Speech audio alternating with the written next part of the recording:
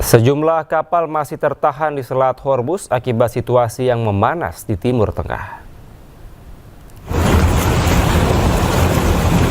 Akibat belum adanya kesepakatan antara Iran dan Amerika, Selat Hormuz masih dipadati oleh sejumlah kapal dari berbagai negara. Kapal-kapal ini terjebak di Selat Hormuz di antara blokade yang dilakukan Amerika dan aturan baru yang diberlakukan oleh Iran. Iran dilaporkan tengah memaksakan kapal yang melewati Selat Hormuz untuk menuruti peraturan baru dan mereka berisiko diserang jika tidak memenuhi peraturan baru tersebut.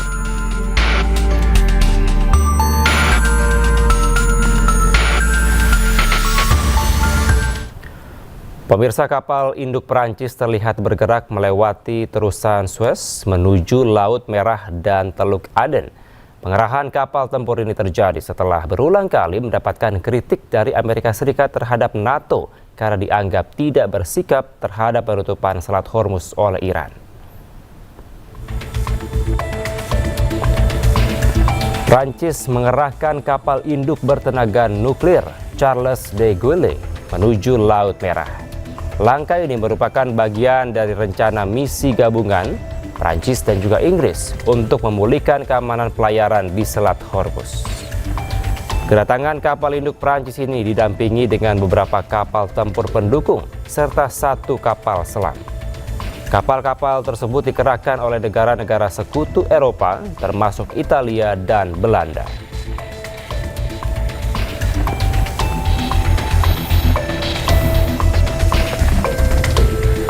Citra satelit Eropa menangkap visual tumpahan minyak seluas 71 km persegi di Selat Hormuz dekat Pulau Kark.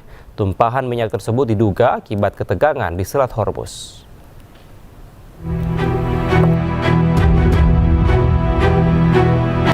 Komando Pusat Amerika Serikat atau CENTCOM melakukan serangan yang menargetkan kapal-kapal Iran dalam operasi maritim.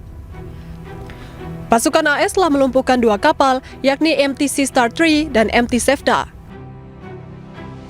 Serangan tersebut diluncurkan saat kapal AS mencoba menerobos blokade Angkatan Laut Iran. Operasi pada 8 Mei tersebut menargetkan kapal tanker minyak Iran tepat sebelum mereka mencapai pelabuhan di Teluk Oman.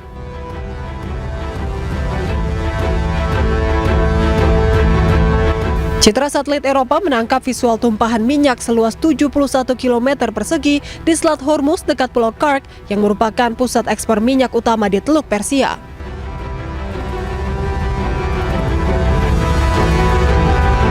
Sementara Iran juga klaim telah menyita sebuah kapal tanker minyak berbendera Barbados pada Jumat karena dianggap mengganggu ekspor minyak Iran. Hal ini menambah situasi ketegangan di Selat Hormuz.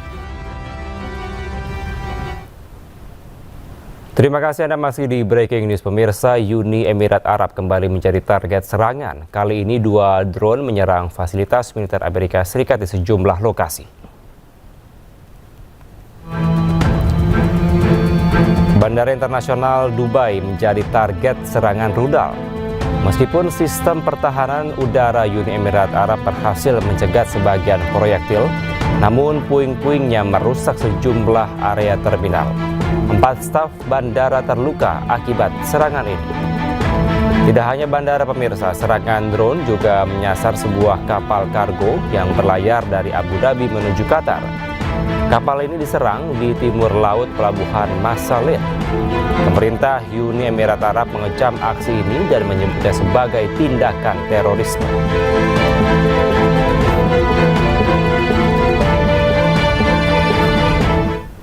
Sementara pemirsa, Iran tegaskan akan melawan setelah kapal tanker miliknya diserang Amerika Serikat.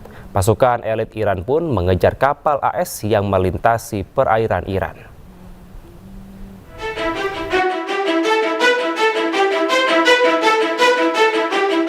Asap mengepul dari kapal tanker Sea Star 3 dan MT Sevda usai pesawat tempur FA-18 Super Hornets Angkatan Laut AS menembak amunisi ke cerobong asap.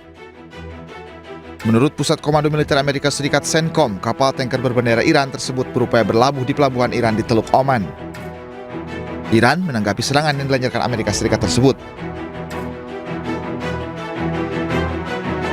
Juru bicara Komisi Keamanan Nasional Parlemen Iran, Ebrahim Rezai, tegaskan setiap serangan terhadap tanker Iran dan komersil akan memicu serangan besar.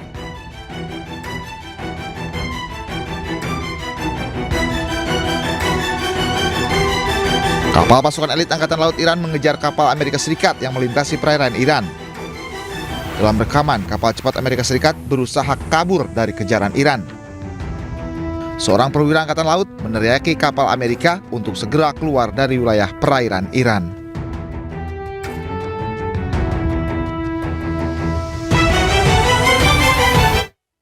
Pemirsa, kondisi pemimpin tertinggi Iran Mojtaba Khamenei terus membaik. Mojtaba pun telah memberikan perintah kepada pasukannya untuk tidak menyerah kepada lawannya.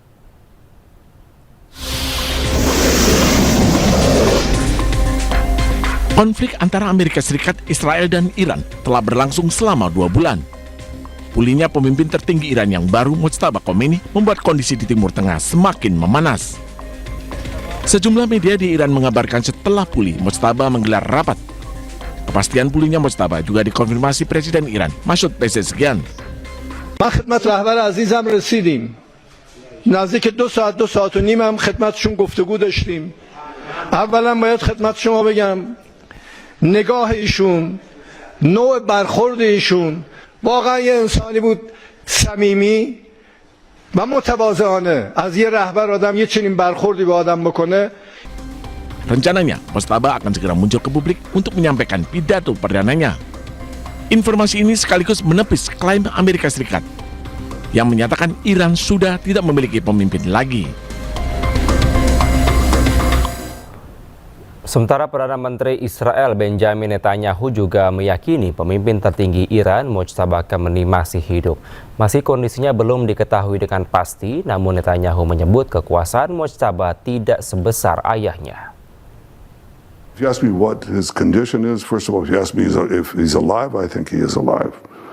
What his condition is, it's hard to say. You know, he's holed up in some bunker or in some secret place, and he's.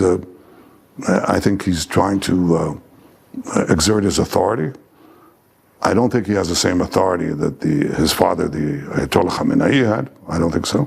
That's also creating the disruptions in that. Sementara pemirsa, Presiden Amerika Serikat Donald Trump tegaskan militer Iran telah kalah. Trump juga mengklaim Iran sudah memiliki pemimpin lagi. Pernyataan ini disampaikannya dalam wawancara di salah satu media di Amerika Serikat. Militarily defeated. In their own minds, maybe they don't know that, but I think they do because I deal with them. And we cannot ever let Iran have a nuclear weapon.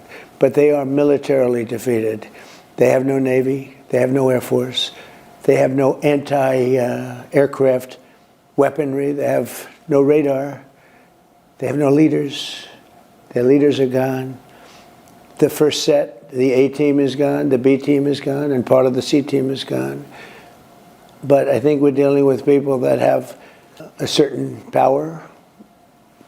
It's very interesting because, you know, they make a deal and then they break it, then they make a deal, they break it. It's a difficult group, but from a military standpoint, I mean, if we left today, it would take them 20 years to rebuild. We'll get that at some point, whatever we want. We have it surveilled. You know, I did a thing called Space Force, and they are watching that if somebody walked in, they can tell you his name, his address, the number of his badge. No, we have that very well surveilled. If anybody got near the place, we will know about it, and we'll blow them up. We'll blow them up. They are defeated, but that doesn't mean they're done. We could go in for 2 more weeks and do every single target. We have certain targets that we wanted to, and we've done probably 70% of them. But we have other targets that we could conceivably hit. But even if we didn't do that, you know, that would just be final touches. But even if we didn't do that, it would take them many years to rebuild. We cannot let Iran have a nuclear weapon because they're crazy.